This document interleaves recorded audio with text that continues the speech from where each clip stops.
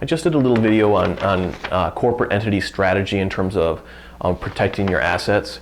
And again, I'm not an attorney. I recommend you take this all and have it looked at by an attorney as well as a CPA to get the full range of advice and insight. Regarding tax advice, we have to do 1099s to all our owners for all the income. And that 1099 is done based on gross income received by us, when it's received by us.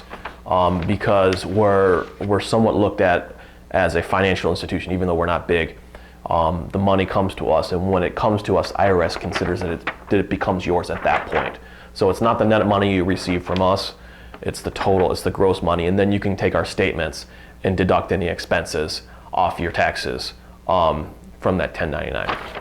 So because we do a lot of 1099s, I get a lot of questions regarding how they should be setting things up. If you have an LLC, your property's in an LLC, then you have some choices about how you file. You can either have that LLC be a pass-through entity. Basically, LLCs have this unique ability to you can basically choose how you want them to be looked at by the IRS, either an S corp, C corp, or as a sole proprietorship, which basically means it passes through to whatever entity, whether it be a person or another corporation. It passes through kind of transparently all the income and expenses directly to that owning entity. So I normally recommend, it seems to simplify things, and that's the only reason I recommend it. It seems to simplify things and make the preparation a little less expensive.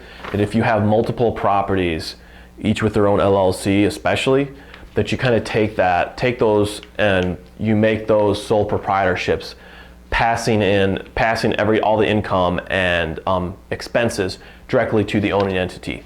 Whether that owning entity be you personally or another corporation, it's going to allow you to have fewer, actually have to make fewer filings, and so your accountant's going to charge you less. Now there may be offsets depending on the money. There's a lot of different factors here, so definitely check with an accountant.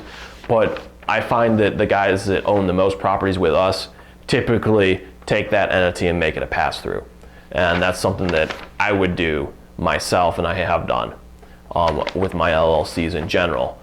And until most recently with some specific niche issues with my own business. That's been the way it's been. So if you have any questions, I'd be glad to try to answer them or maybe forward them to my accountant on this particular topic. And have a great day.